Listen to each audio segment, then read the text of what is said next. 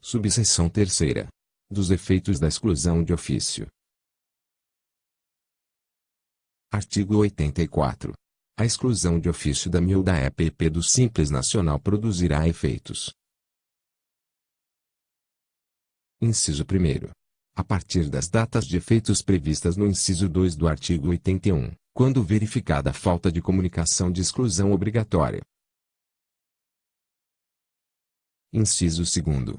A partir do mês subsequente ao do descumprimento das obrigações a que se refere o parágrafo 8º do artigo 6º, quando se tratar de escritórios de serviços contábeis. Inciso 3º. A partir da data dos efeitos da opção pelo Simples Nacional, nas hipóteses em que: alínea A. For constatado que, quando do ingresso no Simples Nacional, a MIL-EPP incorria em alguma das hipóteses de vedação previstas no artigo 15, ou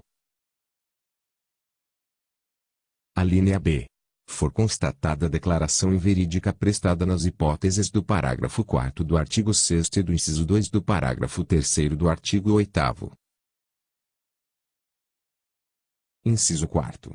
A partir do próprio mês em que incorridas, hipótese em que a empresa ficará impedida de fazer nova opção pelo Simples Nacional nos 3 anos calendários subsequentes, nas seguintes hipóteses: alínea A.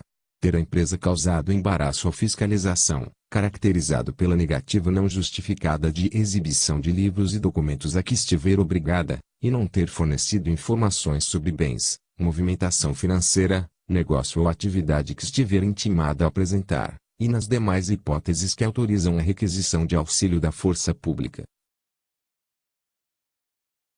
Alínea B. Ter a empresa resistido à fiscalização, caracterizada pela negativa de acesso ao estabelecimento, ao domicílio fiscal ou a qualquer outro local onde desenvolva suas atividades ou se encontrem bens de sua propriedade. Alínea C. Ter sido a empresa constituída por interpostas pessoas. Alínea D. Ter a empresa incorrido em práticas reiteradas de infração ao disposto na Lei Complementar nº 123, de 2006. Alínea E. Ter sido a empresa declarada inapta, na forma prevista na Lei nº 9.430, de 27 de dezembro de 1996, e alterações posteriores.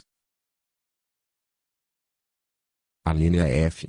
Se a empresa comercializar mercadorias objeto de contrabando ou descaminho. Alínea G. Se for constatada: item 1. A falta de ACD para a MIL-EPP que receber aporte de capital na forma prevista nos artigos 61A a 61D, da Lei Complementar nº 123, de 2006, ou item 2. A falta de escrituração do livro caixa ou a existência de escrituração do livro caixa que não permita a identificação da movimentação financeira, inclusive bancária, para a MIL-EPP que não receber o aporte de capital a que se refere o item 1. Alínea H. Se for constatado que durante o ano calendário o valor das despesas pagas supera em 20% o valor de ingressos de recursos no mesmo período, excluído o ano de início de atividade. Alínea I. Se for constatado que durante o ano calendário o valor das aquisições de mercadorias para comercialização ou industrialização, ressalvadas hipóteses justificadas de aumento de estoque, foi superior a 80% dos ingressos de recursos no mesmo período, excluído o ano de início de atividade. Alínea J. Se for constatado que a empresa, de forma reiterada, não emite documento fiscal de venda ou prestação de serviço, observado o disposto nos artigos 59 a 61 e ressalvadas as prerrogativas do menos termos da alínea A do inciso 2 do artigo 106, é. Alínea K. Se for constatado que a empresa, de forma reiterada, deixa de incluir na folha de pagamento ou em documento de informações exigido pela legislação previdenciária, trabalhista ou tributária, informações sobre o segurado empregado, o trabalhador avulso ou o contribuinte individual que lhe presta serviço. Inciso 5º. a partir do primeiro dia do mês seguinte ao da ocorrência, na hipótese de ausência ou irregularidade no cadastro fiscal federal, municipal ou, quando exigível, estadual, é. Inciso 6. Parágrafo 1º. Na hipótese prevista nos incisos V e V do caput, a comprovação da regularização do débito ou do cadastro fiscal, no prazo de até 30 dias, contado da ciência da exclusão de ofício, possibilitará a permanência da MI ou da EPP como optante pelo Simples Nacional. Parágrafo 2º. O prazo a que se refere o inciso 4 do caput será elevado para 10 anos caso seja constatada a utilização de artifício, ardil ou qualquer outro meio fraudulento que induza ou mantenha a fiscalização em erro, com o fim de suprimir ou reduzir o pagamento de tributo apurável na forma do Simples Nacional. Parágrafo 3º. A MI ou EPP excluída do Simples Nacional sujeitar-se-á, a partir do período em que se processarem os efeitos da exclusão, as normas de tributação aplicáveis às demais pessoas jurídicas. Parágrafo 4º. Para efeito do disposto no parágrafo 3º, nas hipóteses do inciso I do parágrafo 2º do artigo 3º, a MI ou EPP excluída do Simples Nacional ficará sujeita ao pagamento da totalidade ou diferença dos respectivos tributos, devidos em conformidade com as normas gerais de incidência, acrescidos apenas de juros de mora, quando efetuado antes do início de procedimento de ofício. Parágrafo 5º. Na hipótese das vedações que tratam os incisos 2 a inciso 14, XV e a 23 e 25 do artigo 15, uma vez que o motivo da exclusão deixe de existir, se houver a exclusão retroativa de ofício no caso do inciso I do caput, o efeito desta dar-se-á, a partir do mês seguinte ao da ocorrência da situação impeditiva, limitado, porém, ao último dia do ano calendário em que a referida situação deixou de existir.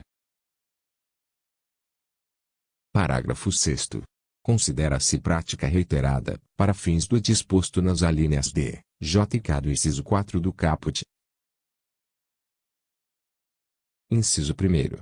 A ocorrência, em 2 ou mais períodos de apuração, consecutivos ou alternados, de idênticas infrações, inclusive de natureza acessória, verificada em relação aos últimos 5 anos calendário, formalizadas por intermédio de auto de infração ou notificação de lançamento, em um ou mais procedimentos fiscais, ou. Inciso 2º. A segunda ocorrência de idênticas infrações, caso seja constatada a utilização de artifício, ardil ou qualquer outro meio fraudulento que induza ou mantenha a fiscalização em erro, com o fim de suprimir ou reduzir o pagamento de tributo. Parágrafo 7º.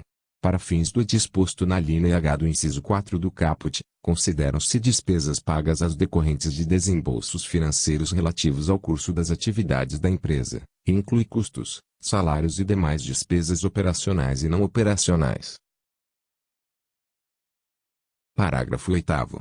Na hipótese prevista no inciso I do parágrafo 6º deste artigo, quando constatada a omissão de receitas ou sua segregação indevida, sem a verificação de outras hipóteses de exclusão, a administração tributária poderá, a seu critério, caracterizar a prática reiterada em procedimentos fiscais distintos.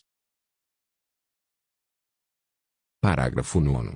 Na hipótese da vedação de que trata o inciso 25 do artigo 15, o titular ou sócio será considerado empregado ou empregado doméstico, ficando a contratante sujeita a todas as obrigações dessa relação, inclusive as tributárias e previdenciárias.